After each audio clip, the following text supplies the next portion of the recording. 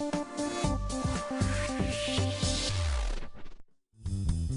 views and opinions expressed in this program are those of the participants and do not necessarily reflect the views of BronxNet or the program underwriters. Hola, everyone. Welcome to Open, brought to you from BronxNet Studios, mi gente. I'm Rhina Valentin, your hosty Café con Leche every Friday. And here's what's coming up in today's show. Leading things off, we speak to Yes Gallery co-founder Dr. Jenny Seham and featured artist Joel Trinidad to discuss the collaboration between the arts and integrative medicine program at Montefiore Medical Center. Then we'll be joined by Montefiore Psychologist and Hero Dad's Associate Director, Dr. Moshe, Moeller, and BronxWorks Employment Service Director, Deshana Hamid, to discuss social and economic services provided to fathers. After that, we'll speak to renowned photographer George Malave to discuss the differences and similarities between cultures and time through his photo lens. Later on in the show, Bobby C brings us an up-to-date with the latest headlines in the world of sports. And lastly, this week's Open Artist Spotlight shines on singer-songwriter, musician, and producer Eric Hall with a performance at the end of the show. So sit back y prepárate. All this and more is headed your way, because now we are officially open.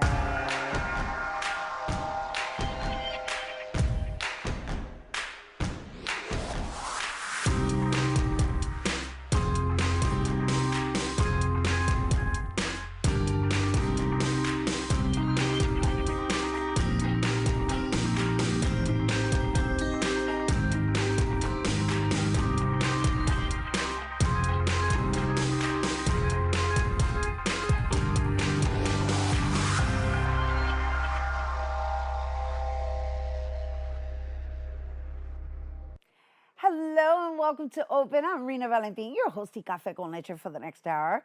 Coming to you from BronxNet Studios, inviting you to get social with us online, that is. Tweet us and follow us on Instagram at BronxNet TV and like us on Facebook at Open BronxNet Television. And of course, while you're there, don't forget to follow moi on Twitter, FB, Instagram, Insta Stories, and LinkedIn at Rhina Valentin. So the Visual Art Youth Empowerment Series, aka Yes Gallery, is a rotating exhibition space featuring artwork from Montefiore Medical Center's Child Outpatient Psychiatry Division.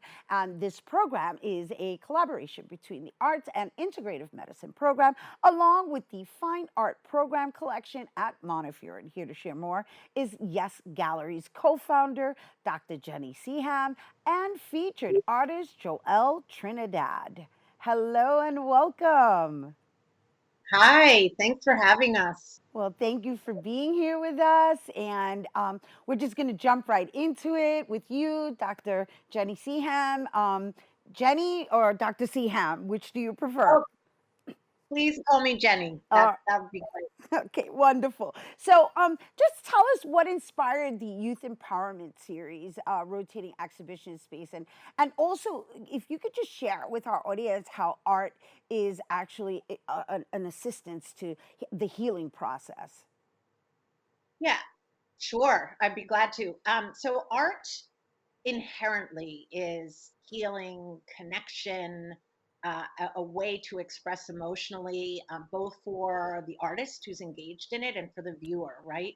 And so it just really made sense for us in our outpatient division to engage the children in art. And so what inspired the gallery is starting with a program, a group program for youth in the Bronx, in our Montefiore community, who are engaged in mental health treatment to express themselves through visual arts, through multiple kind of arts. What inspired the gallery is to say, we want the engagement in art is very powerful. It's having an impact on kids' mood. It's also having an impact on their socialization as they meet together in a group.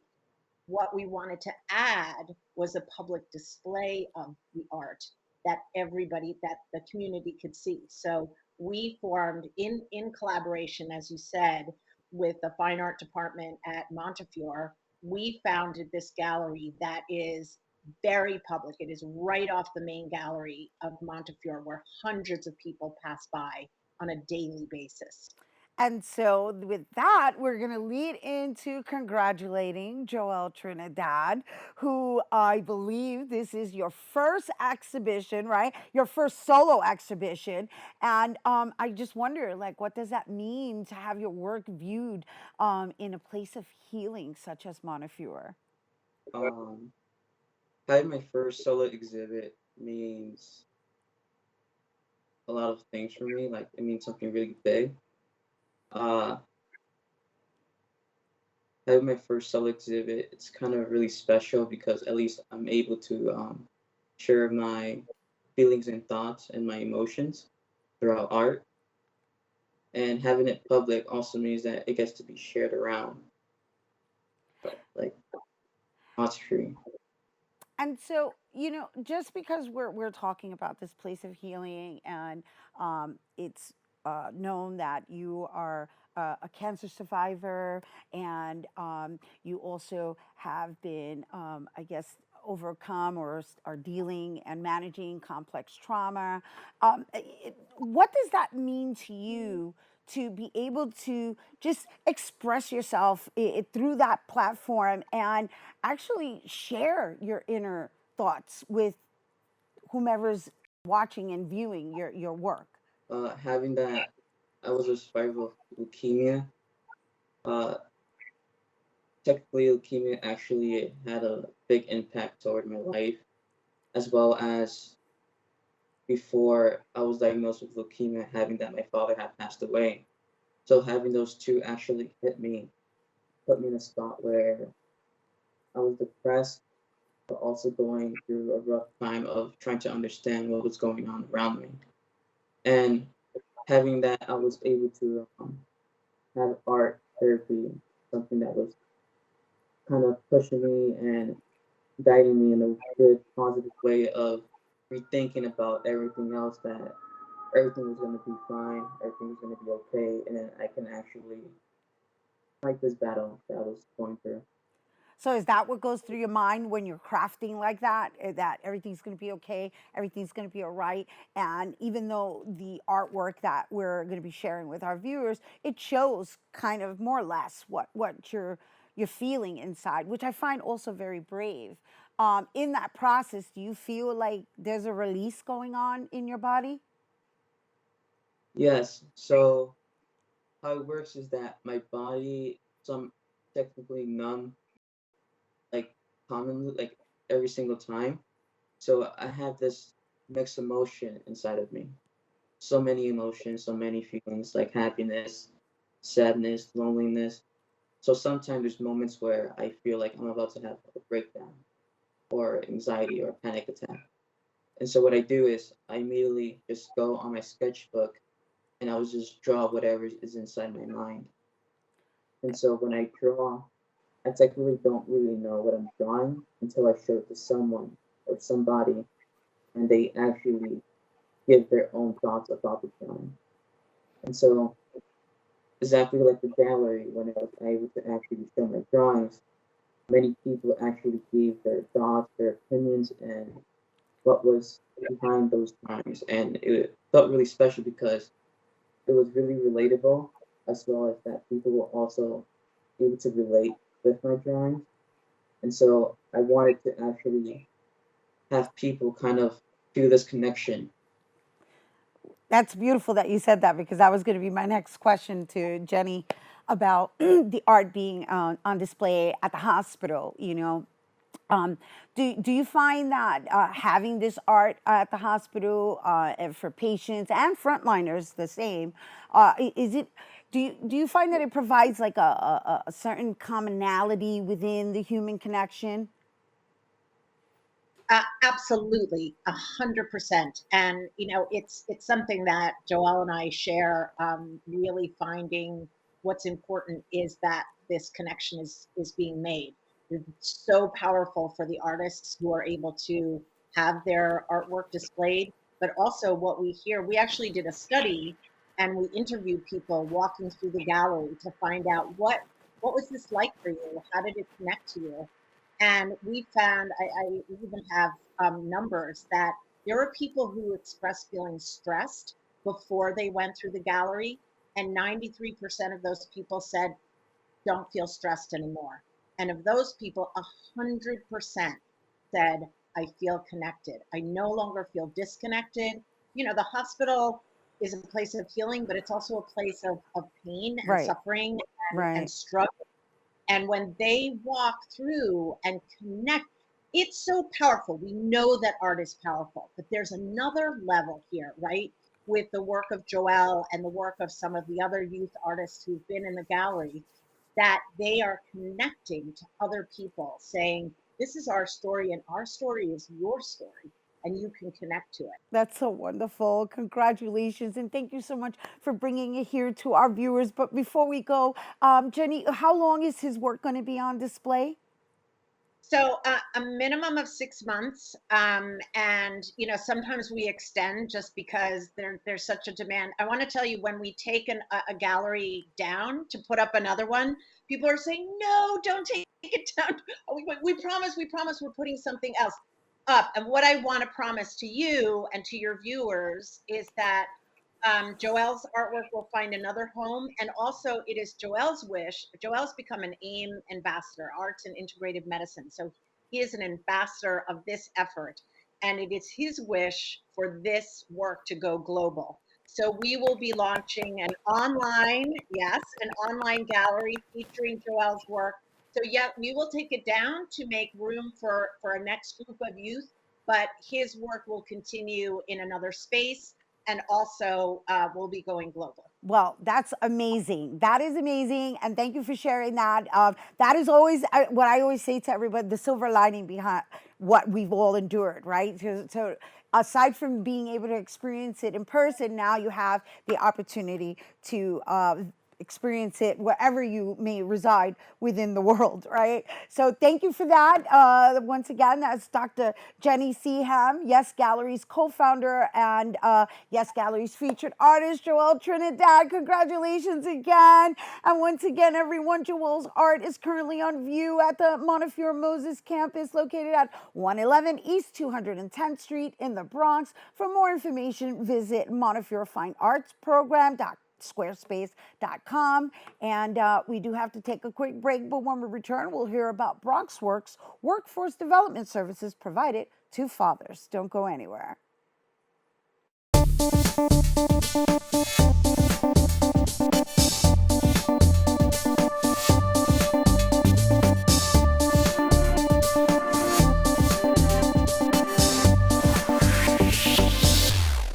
Hey everyone, welcome back. So, as Father's Day approaches, whether you're co parenting, raising a child, you know, that can be a little difficult, especially when you're trying to get back on your own 2 feet, right?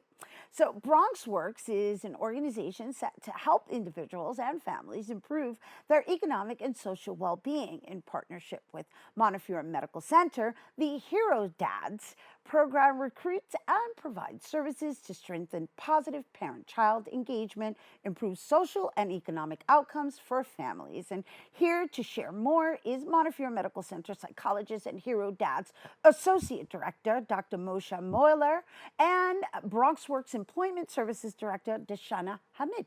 Hello and welcome. Hi, everyone. Thanks so much for having us. Well, thank you for being with us again, Dr. Moeller. Let's just jump right into the roles in which Montefiore and Bronx Works serve in partnership for the Hero Dads program. Yeah, sure. So, Hero Dads, and Hero stands for Healthy, Empowered, Resilient, and Open. And Montefiore provides the relationship and parenting and communication workshops for all of our dads. We also provide parent coaching, and we provide these services with psychologists and mental health counselors. And Bronx Works helps on the employment and financial end, and they provide those workshops and also provide career coaching and job placements for our dads. Wonderful. And I know we had you on last year, but let's just share with our viewers how long this partnership has been formulated and how it's done so far. Yeah, so we've been partnered with Bronx Works for almost 2 years now, and we are happy to say we've served almost 300 fathers so far in the South Bronx, and we've really been developing our programming. We've expanded our services to reach more fathers. We've also presented some of our research studies that we found. So we found some positive impacts on father involvement, parent child relationships, and also their skills in parenting as well. That's wonderful. And so, Deshana Hamid, I just wondered. So he gave us a little bit of insight as to BronxWorks' role, but could you provide some of the specific services that are offered under Heroes Dad's program? Sure, certainly. So my team, the career development specialist team, consists of job developers, career coaches, and a facilitator runs these workshops to help dads connect to financial education, as well as addressing child support issues, doing skills training, so stuff like OSHA, construction skills training, to help people be more ready for opportunities in the workforce. We also are a financial empowerment center here, so we do free taxes, we do credit reviews and budget building, which is really important when you're placing people in jobs to make sure that they have a really stable sense of where they're at and where they're trying to go.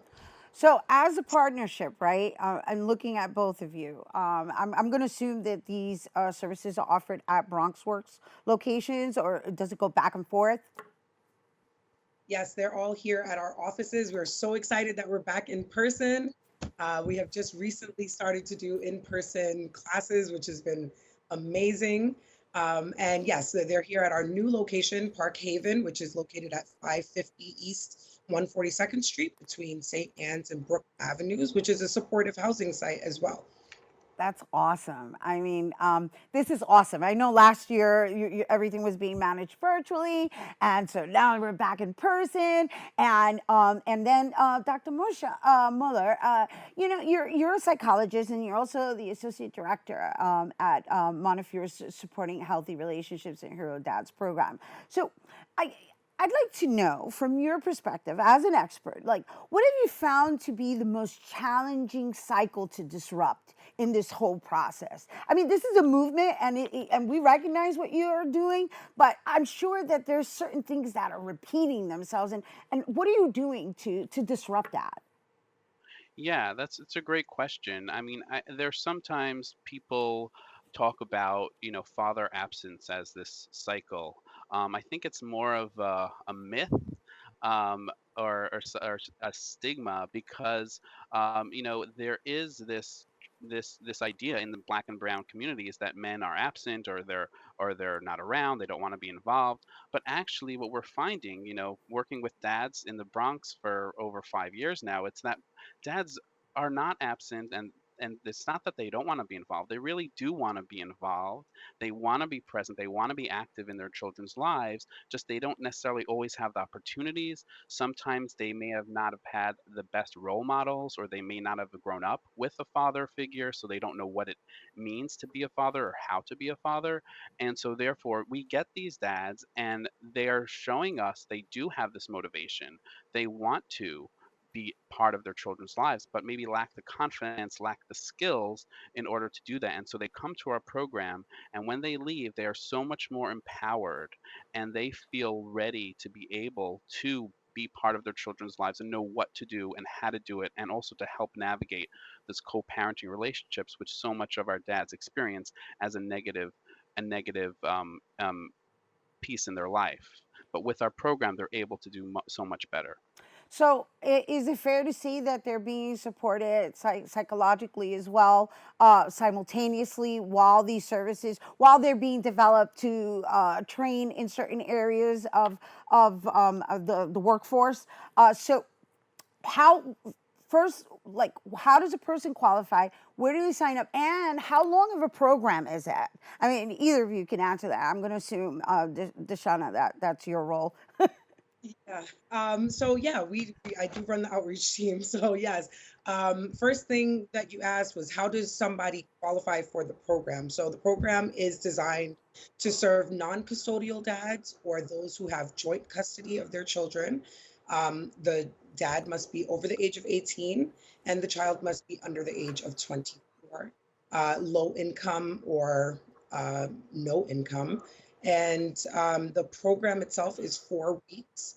And then to jump on what part of what you were asking about in terms of the individual services is that we do provide one-on-one career coaching services. So when there's challenges such as somebody, even as what we think is simple, as not having an ID, but Hmm. connecting them, guiding them to that service so that they can then get a job, right? Because it's one of the main requirements. Right. And also providing one-on-one parent coaching sessions with the Montefiore staff as well. You know, I really appreciate you sharing just the simplicity of just enrolling someone to understand that it's okay if you're coming from a basic needs perspective, right? Which is what we're sharing here. It's like nobody's expecting anyone to have anything except the bravery and the want and desire to enhance your current circumstances.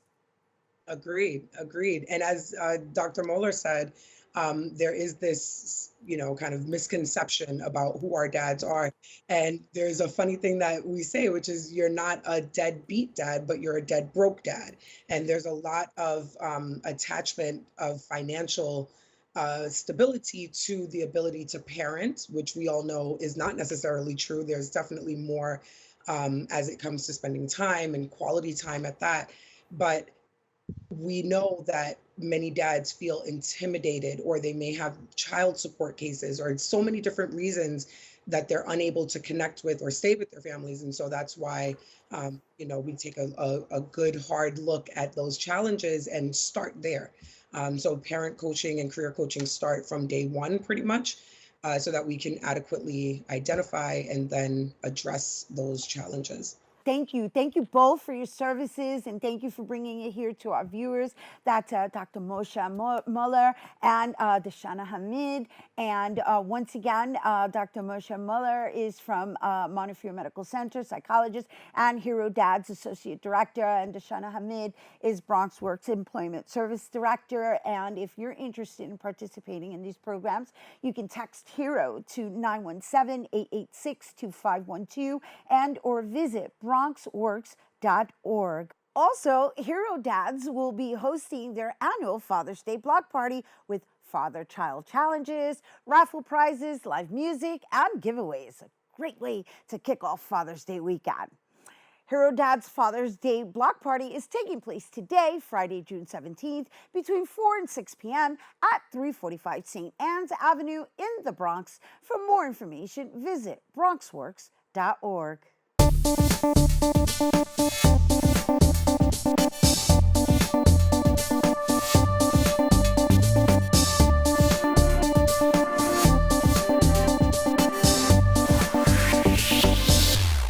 Hey everyone, welcome back. Our next guest is Puerto Rican born, Brooklyn raised, renowned photographer George Malave, whose works has been exhibited in museums and galleries all across the country and are held in the permanent collections of the New York Public Library and New York City's Municipal Archives. He states that through photographic findings, one can show how we differ, look, and behave while awakening a new understanding and appreciation for our own individual and cultural uniqueness. Joining us now to share more is photographer George Malave. Hello and welcome. How are you? It's good to have you. I'm doing well. Thank you. Busy as ever. That's wonderful. I mean, you've been busy for how many years now? 6 Oh, decades? that's right. Many, many decades. Ouch. Six, yeah. You don't look it at all. I mean, when did you start? When you were 5? Actually, I started when I was 7. Wow, I wasn't too far off. I wasn't too far off, pero wow, it is our absolute honor and privilege to have you on. I'm only sorry that it's taken so long to get you on. I'm glad you now have the time, kind of, sort of, right? Because you're still busy regardless.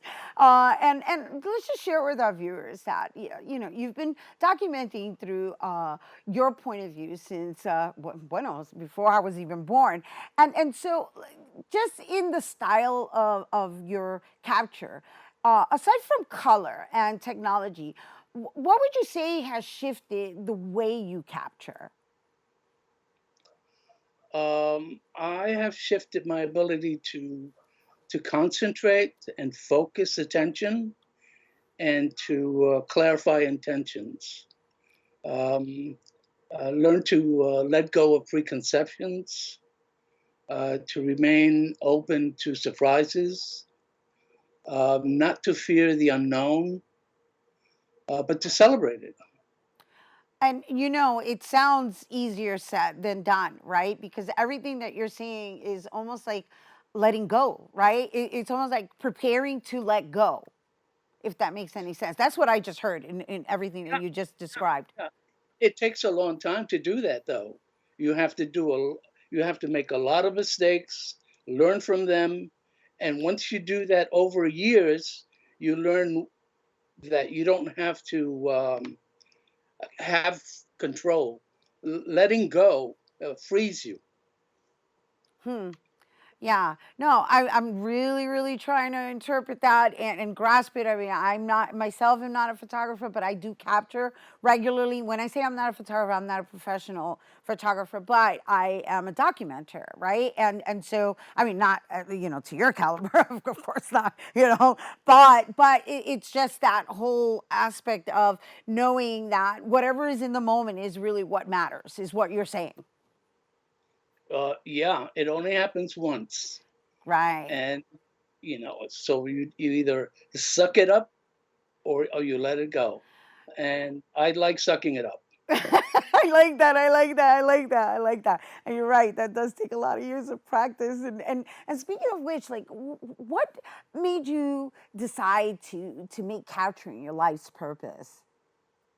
Well, art grabbed me by the neck at an early age, and it said, "You will become an artist."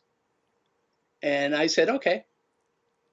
It was I who was captured. Photography has been my way of self-educating, of clarifying values and interest, and to help open the world to itself.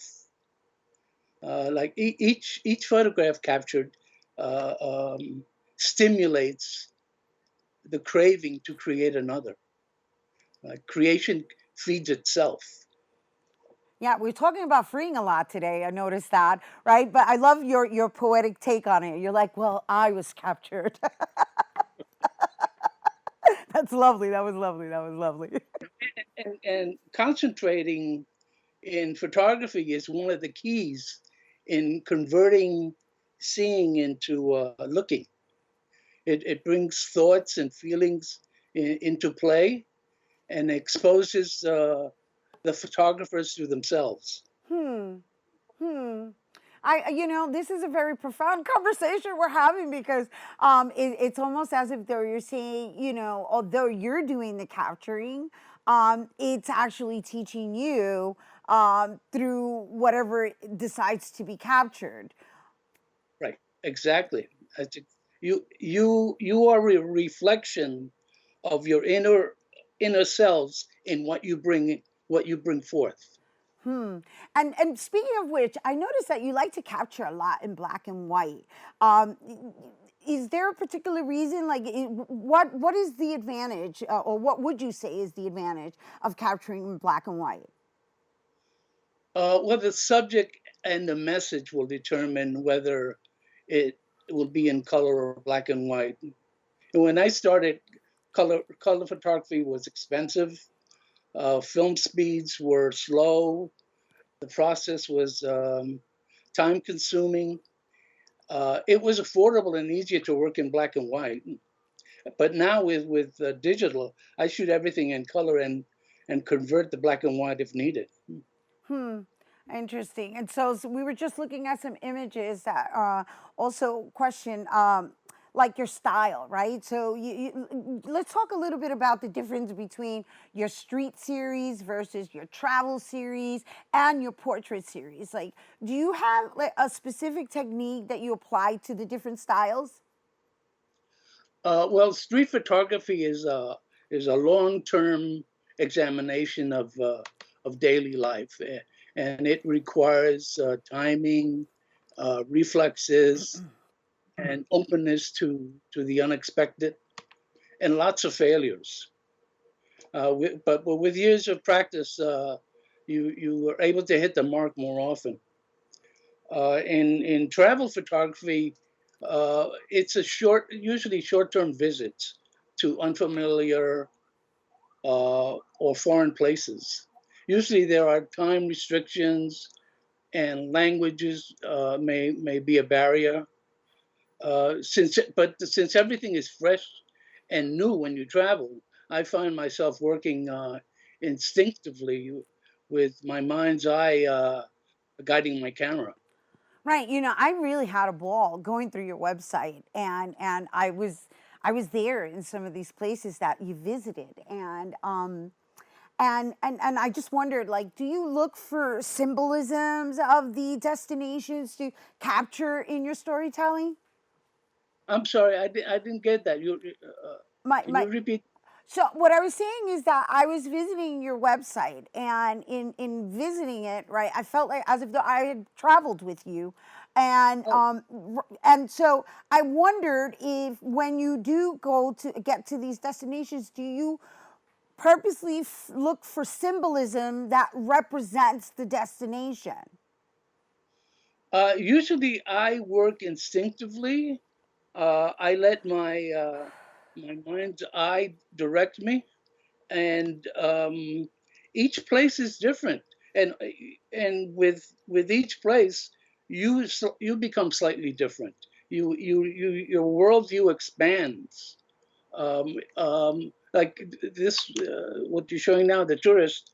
These are photos I took of different places, but they're they're not of just the place. They're more of my reaction to the place, because I'm not there. I'm there just a brief time. So all I have is a moment or two of looking at what's in front of me and then deciding, how do I arrange this so that the feeling I have for it is transferred. And so that leads into what was going to be my next question is like, what would you say identifies a George Malave portrait? Um, I think I like the classic look. Basically, things that are well composed, well lit, are just lovely to look at. That tells you something about the subject as well as about the photographer. So it's a multi combination of things that go into how we see the world and how we represent it. It's also a part of all the things I've learned, all the books I've read, all the movies I've seen, all the people I've met are all filtered through one's brain, and then in my case, it comes out through my eyes. And so before we go, in the way you've loaned your talent to the world and birthed all of these documents, what do you want people to learn from studying your images? Oh, that the mystery and magic is before our eyes and it's everywhere all the time. It's my way of reminding others to enjoy the ride we're on. All my work is a form of gratitude and a celebration of being alive. Wow. So beautifully said and noted. Thank you for taking the time to be with us today, everyone. That's George Malave, renowned photographer. By the way, his work is currently on view as part of the Puerto Rican Institute for the Development of the Arts. Let me reintroduce myself or introduce myself, Artist Group Exhibition. That's happening now through June 28th at Boricua College Bronx Campus Art Gallery, which is located at 890 Washington Avenue in the Bronx. And for more on George Malave, you can visit georgemalave.com. All right, stay tuned because Bobby C's Weekly Sports Roundup is coming up next.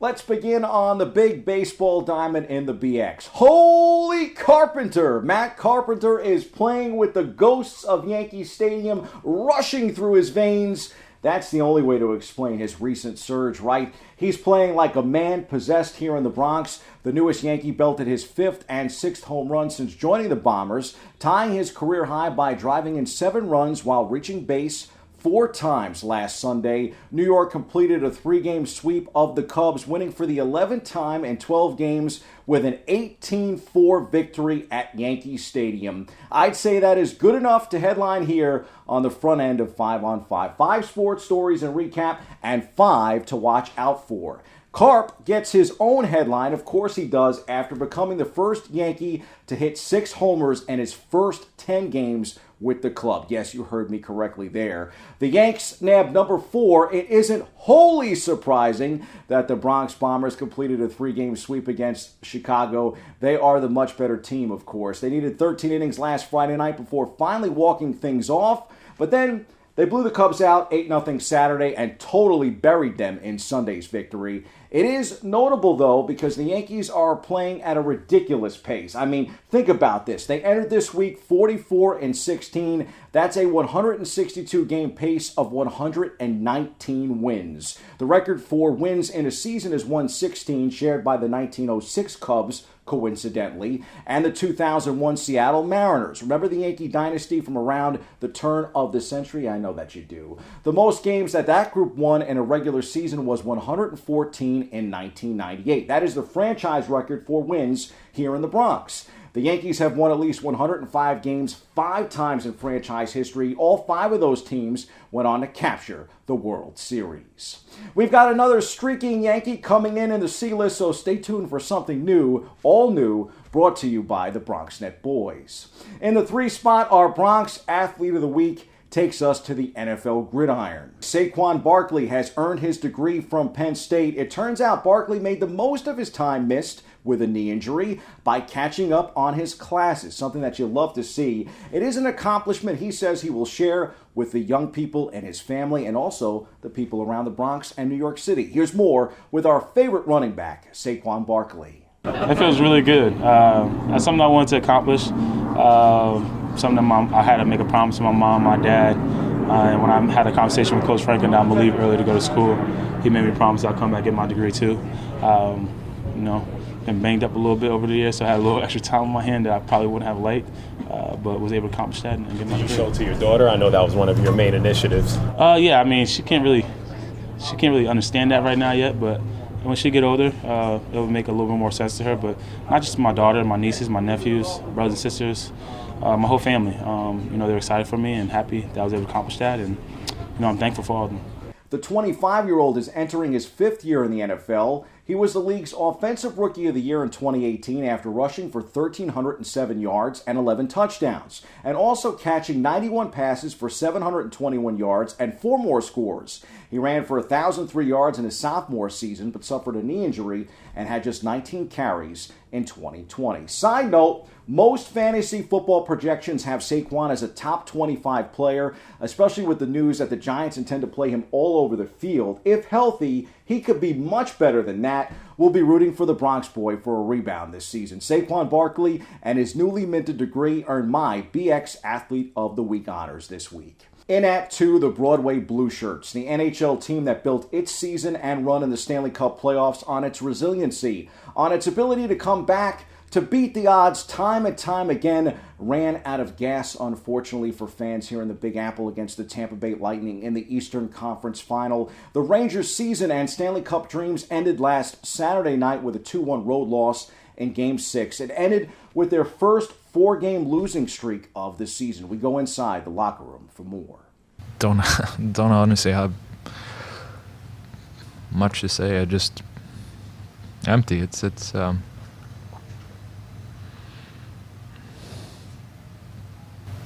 don't want it to be over.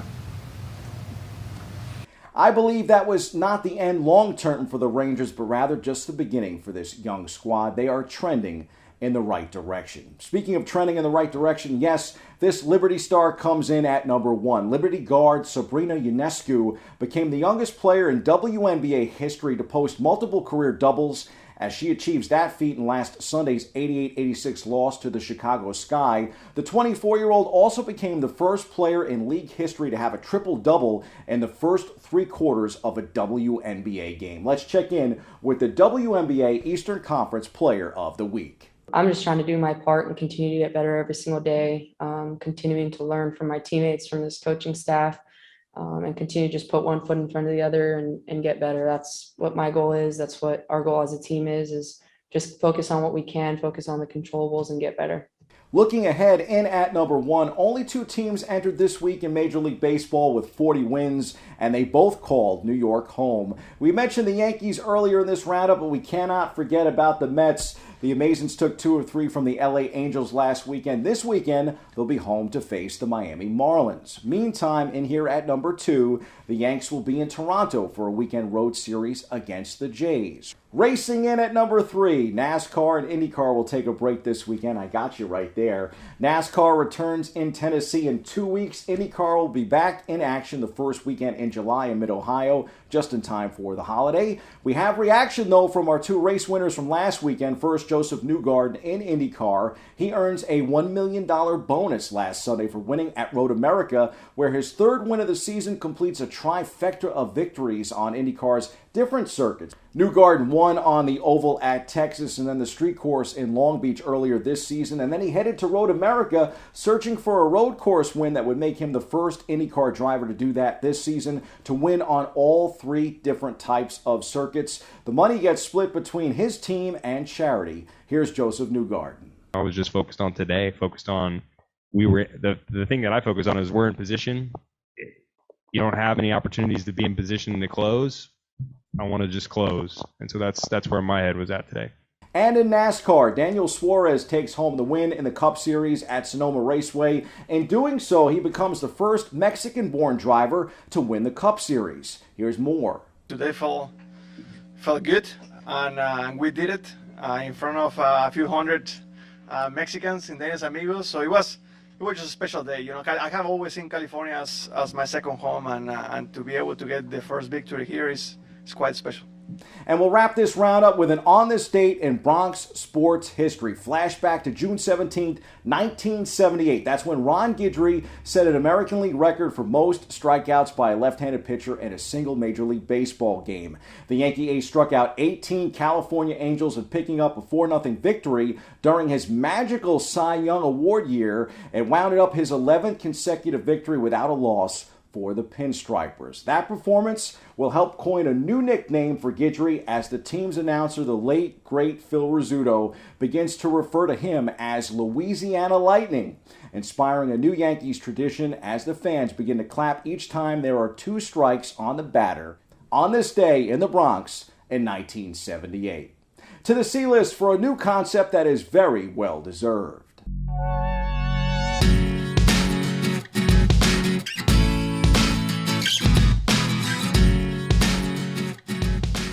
We are calling this portion of the segment the Judge Report, and rolling it out right here in my C list. Aaron Judge is having a season to remember. Good for him in a contract year, maybe not so good for the Yankees. Well, it's obviously good for the Yankees, right? He's on a record pace for home runs this season, so much so, he's not only in the combo for perhaps chasing down Barry Bonds and the all-time single-season mark of 73 set in 2001 in the steroid era, but more so, he is on pace to break the Yankees record of 61 set by Roger Maris in 1961. That could legitimately still remain the real home run record in baseball history, if you know what I mean. With that said, weekly here on the show, we will check in on the Judge in our Judge Report. He entered the week on pace for 64 home runs. Through 59 games, Judge smashed 24 homers. Babe Ruth did that for the Yanks in 1921 and 1930. Only the Babe in 1928 and Mickey Mantle in his Triple Crown season of 1956 had more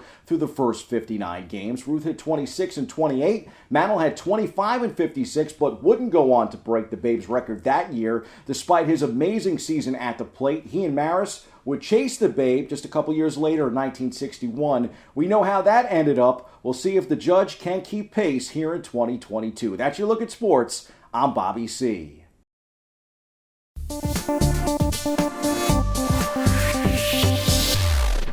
Hey everyone, and welcome back to Open. Once again, we are a hybrid coming to you virtually from Cherry Executive Suite. So our last guest is a singer-songwriter, musician, and producer who from the age of 7 was playing the flute, alto sax, and piano. And since then, he's worked with music giants from Mary J. Blige to Beyonce, Madonna, Zendaya, Gladys Knight, Chaka Khan, Stevie Wonder, and oh my gosh, we can just keep going. But with his eclectic, soulful hip-hop style, he's basically designing a trail in his own music. And here to share more, we bring singer-songwriter, musician, and producer Eric Hall. Hey, what's going on? How you feeling? Back in the living room, or the virtual studio, I should say. And I just gave this like grand introduction of all these amazing people that he's worked with. And Eric, I know we're here to discuss, you know, your new drop, but we must open up just having a conversation about what that was like for you to tour with Miss Mary J. Blige, especially like you dropped out of school to go tour with her. Yeah. I mean, college people, just to be clear. Right. Oh, it was an amazing experience. It was kind of like one of those like coming to age moments for me, because I had to make a decision. And ironically enough, I was actually going to school for music performance. So I was getting a performance degree, Bachelor of Arts. But when I got presented the opportunity, it really started as like maybe a month worth of dates. And I was like, well, maybe I could finesse going to school still and like come back. And, unbeknownst to me, the way the music industry works, so the way I think opportunities work, once you get that one window, if you do well, it's just 1 month turned into like 6 months immediately. And I said, okay, wow, what am I going to do? So I made that decision to leave school, and my parents supported me. Even ironically enough, my teachers at college, they said, you know, you're getting a music performance degree. So when you graduate, you're just going to be performing. You're not teaching. So why not go? And I remember my sax teacher, he said, Mary J. Blige is like the Aretha Franklin of my generation for y'all. He said, so why would you not go? And I went and it was such an amazing experience. I was super green. I remember getting a salary and they're like, you're getting per diem too. I'm like, what's per diem? And then I remember meeting her the first time in rehearsal, and it's like her presence, like I was a little shook. Can't front. Me and my brothers, my other friend who's a part of the horn section, we were shook because she's so cool, but she's intimidating when she walks in, and she's from, you know, Yonkers, got that New York swag. So, but once we started playing and vibing with her, it was just like amazing. And we were with her for like almost about a year. And we went everywhere we went to Europe, we went to all of America. We did award shows, we did everything. So I definitely got more than my feet wet. Probably got my big toe up to my knee, maybe even jumped in a little bit to the water. Definitely got my feet wet, but amazing experience. So you got the life degree is what you got. That's exactly what it is. That is so what's up. Yeah. Oh my gosh, I'm excited, right? And even though that's kind of like in your past, right? It is, but it's something that, you know, you can't, memories, I think, especially great ones, they're still here. So yeah, it was a real long time ago, but that's the reason where I'm able to speak to you now. I mean, that's part of the story. Right. And so, and then I mentioned all these other artists. And so having worked with so many renowned artists, like I instead of asking you what did you learn, I want to know what you learned not to do moving forward.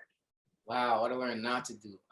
So many things. I learned that doesn't matter how talented and gifted you are, if you don't understand how to deal with people and treat people a certain way, your talent will only get you this far. And I met a lot of musicians along the way who were so talented, whether I worked with them personally or whether it was just somebody I observed.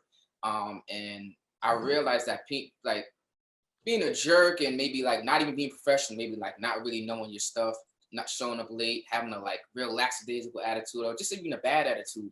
I saw a lot of musicians that were coming together and we were here like this. And then I started going like this. And I saw them maybe right here. And I said, well, wow, I don't understand. And then as I sat back and really observed, it was like, wow, it's these basic fundamental principles in life. And I think it could spread to any area of life. You could be a doctor, you could be a lawyer. If you don't treat people well, you're just not going to get as far as you possibly could. So fortunately for me, a lot of the artists I worked with, I had way more good situations than bad, but I definitely learned my main biggest thing is this: just treat people good, because your talent is cool and that's great. But if you don't treat people good, you can easily, people be like, oh, I don't want to work with that person anymore. So that's something real valuable that I cherish this day.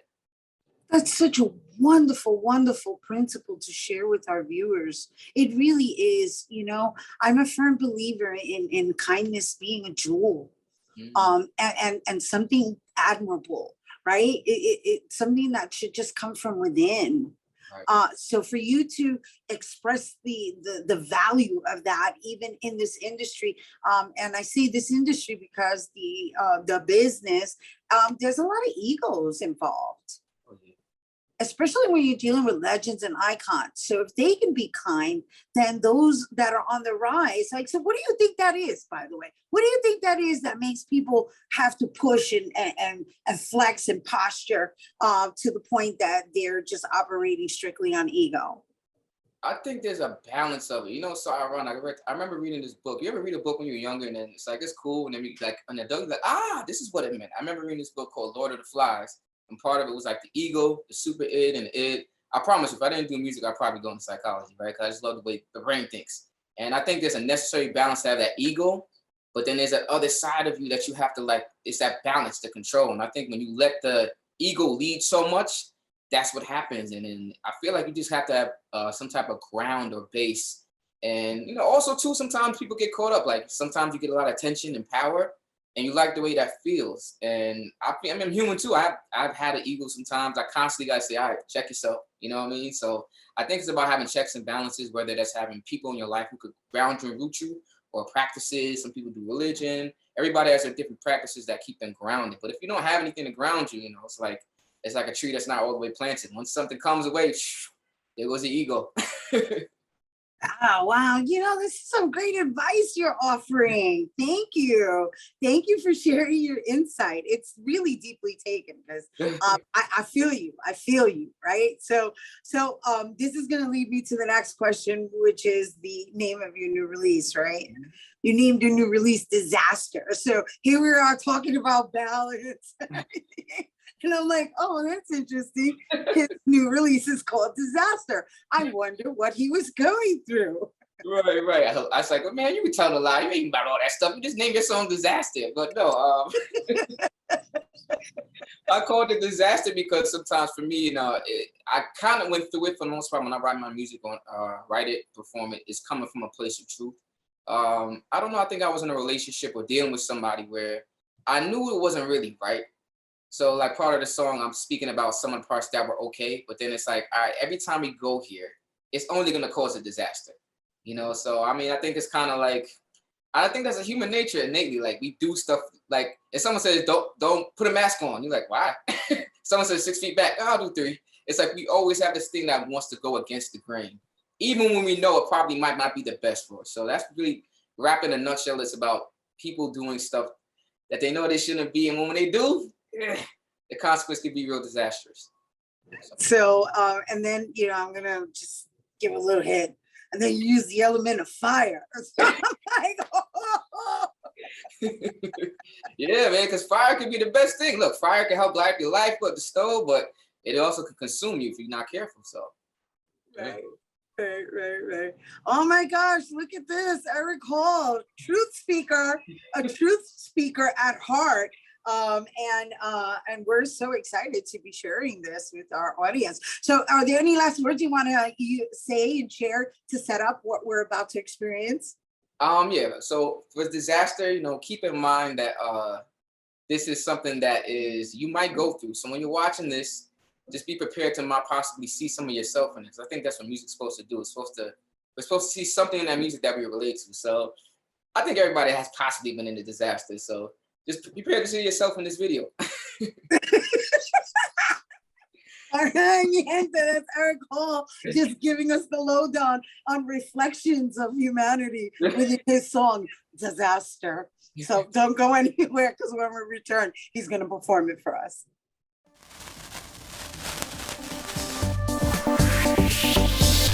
Hey everyone, and welcome back to the studio. Here now to perform his new single, Disaster. Let's give it up for Eric Hall. So good but savage, you're my bad habit. Ended up in your place, probably by the rest day. You're a hurricane, come and wipe me out. But you love it when we reckless. Damn, you love the drama. But every time I get this feeling, I'm reminded that this love ain't no good for me. No, it ain't no good for me. Playing in your deep end, drowning in your waters, sinking, but I can't let go. We tear up everything we touch, devastating art. We're a disaster, natural disaster. Spinning like a tornado, got my heart shaking fast. We're a disaster, natural disaster.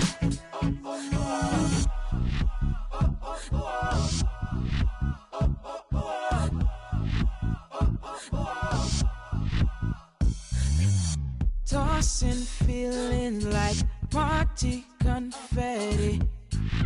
Tired of the charades, still we pop the top like a champagne. Can't stand my sun rays, no need to throw shade. I guess we're living in a glass house, then we love the drama. But every time I get this feeling, I'm reminded that this love ain't no good for me. No, it ain't no good for me. Playing in your deep end, drowning in your waters, sinking, but I can't let go. We tear up everything we touch, devastating art. We're a disaster, natural disaster. Spinning like a tornado, got my heart shaking fast. We're a disaster, natural disaster.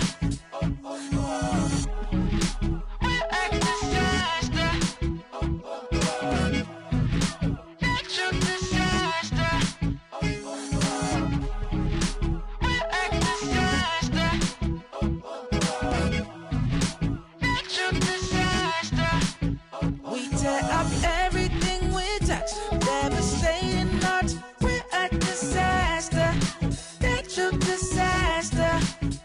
Spinning like a tornado, got my heart shaking fast. We're a disaster, natural disaster.